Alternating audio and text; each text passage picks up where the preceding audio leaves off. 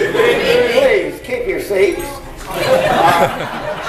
Before we begin, I want to thank the little people who work behind the scenes to make sure that everything is in order for the banquet tonight. And speaking of little people, I played for a group of midgets last week, got a standing ovation, didn't even know it.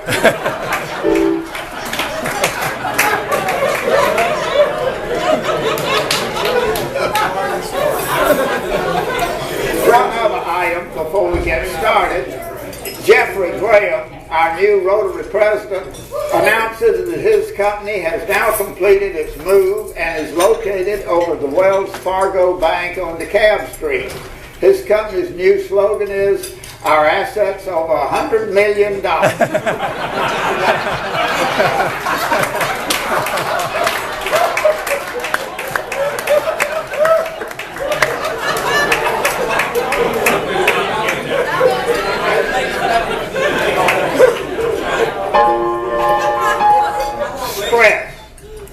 Stress is what doctors attribute all our ailments to. So when our church held a class dealing with stress, I signed up. The instructor said, "Now I'm sure many of you have your own way of dealing with stress, so let's hear some of them." The first man jumped up and said, "Prayer." And the instructor said, "Yes, prayer is a wonderful way to deal with stress." Then the second man jumped up and said, "Sex."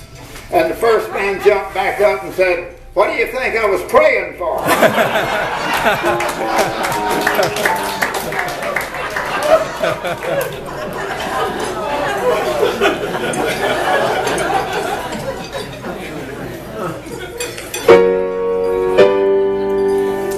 Well, the drunk saw a woman at the bar and he kissed her. She slapped his face.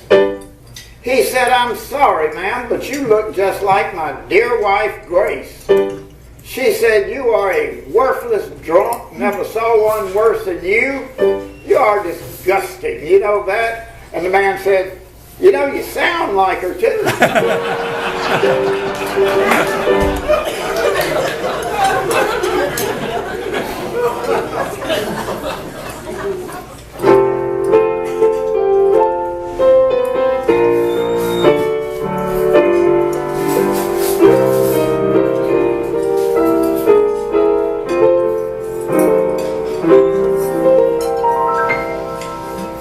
Recently, several of us were discussing conversations that we had with our wives before we were married.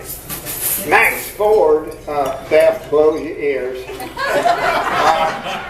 said that after he and Judy had dated several times, he asked her, "May I kiss you?"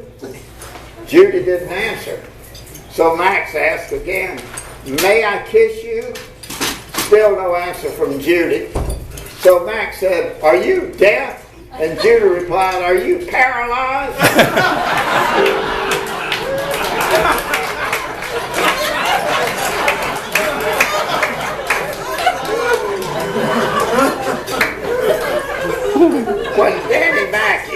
When Danny Mackey gave Tootie her engagement ring, she wore it to a bridge club meeting and waited for someone to notice the ring. But nobody did. Finally, Tootie said, "It's hot in here. I think I'll take off my ring."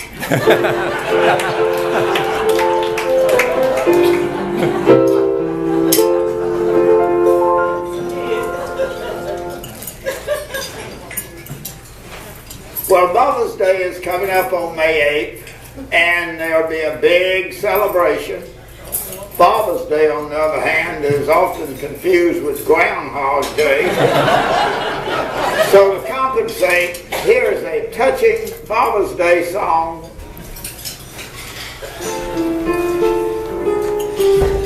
Today, Father, is Father's Day, and we're giving you this time. It's not much, you know, it's just our way of showing you we think you a regular guy. You say that it was nice of us to bother, but it really is a pleasure to fuss.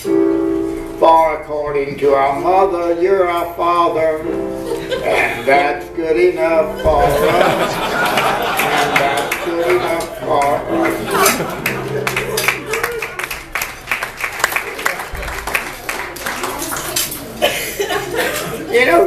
keeps reminding me that I need a hearing aid. We were at a dinner party recently when I told the man next to me that a tree limb had fallen on my head, causing 2 large gashes. And he asked, "Do you have a scar?" And I said, "No, I don't smoke." Judy overheard us and said, "I've told you you need a hearing aid." I said, "A hand grenade? What the hell would I do with a hand grenade?" My appointment is next Tuesday.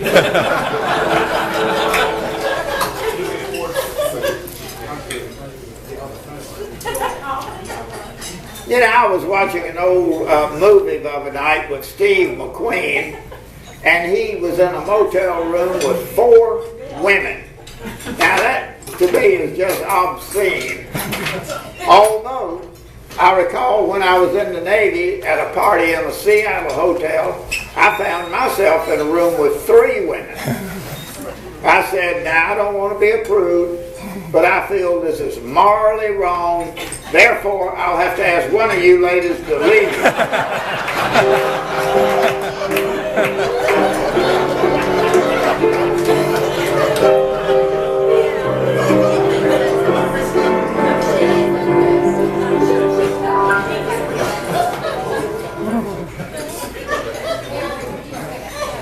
It seems that many churches are having trouble lately with attendance and money pledges. When we lived in Charlotte, we had a very unpopular minister. Attendance and pledges were way down when the minister announced one Sunday morning that the Lord Jesus had called him to another church. The choir rose and sang, "What a friend we have."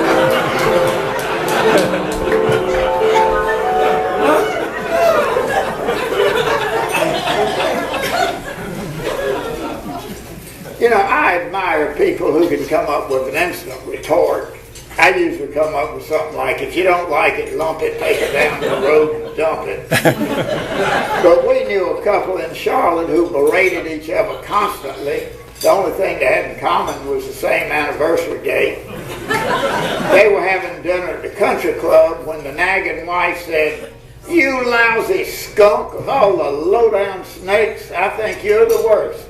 The husband noticed a group of their friends had just taken a seat within earshot, so he said quickly, "Quite right, my darling, and what else did you say to him?"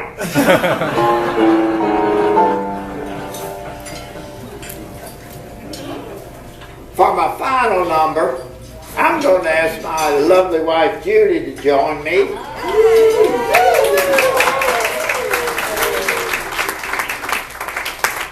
When we were getting dressed tonight, Judy said, "Does this skirt make me look fat?" And I answered, "Does this shirt make me look stupid?"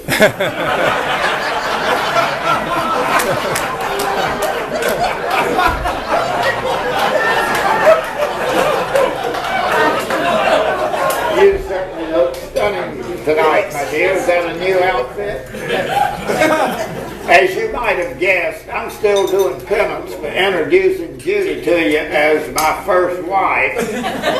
I feel especially bad about it because at her garden club meeting last week, Judy gave me credit for helping her with her gardening.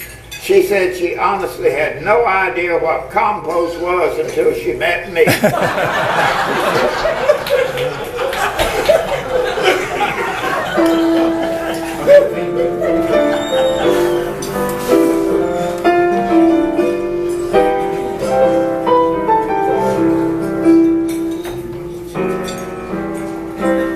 Like the song says, as time goes by, we all make many friends.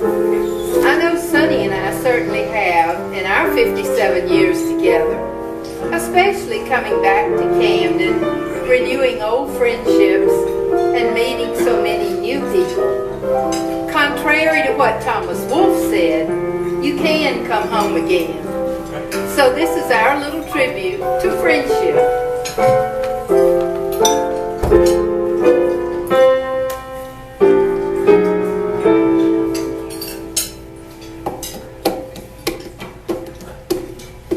If I were out for a spin and I ran out of gas at 3 a.m. on an overpass and I walked for miles to an all-night store through a blowing rain. It was 4:30. I had no money at all, just $1 for a telephone call, and I thought, well, who would be willing to drive on a stormy morning at 4:45 to East 5000th Avenue? Well, you know, I think of you, 'cause you're a true friend of mine.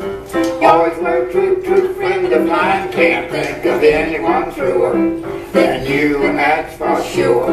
Acquaintances may come and go, but you're a true friend. Hello. Did you say that your car just ran out of gas? Yeah, I'm out of gas on the overpass. You say East 5000th Avenue? About 48 miles due east of you. Did you think about calling up AAA? Well, my card expired yesterday. Call the police. It's an emergency. I can't call the police because they're looking for me. How come they are? Because I broke out of jail and I stole this car. You're a true friend of mine. Always were a true friend of mine. Can't think of anyone truer than you, and that's for sure. Acquaintances may come and go, but you're a true friend. Hello. Whoa, let's go through this just once again. You stole the car when you fled the pen and the car just died on the mountainside. You're on the run and you need a ride. I'm on the lam from the slammer and I'm in a jam with a couple of cons named Slick and Sam.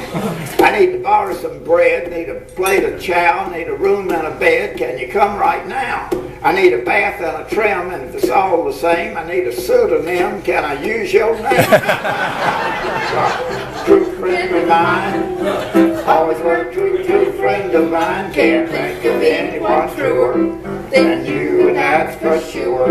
Acquaintances may come and go, but you're a true friend. Hello. Tell you what, I'll be there in a flash. You can have the bath and the clothes and the cash.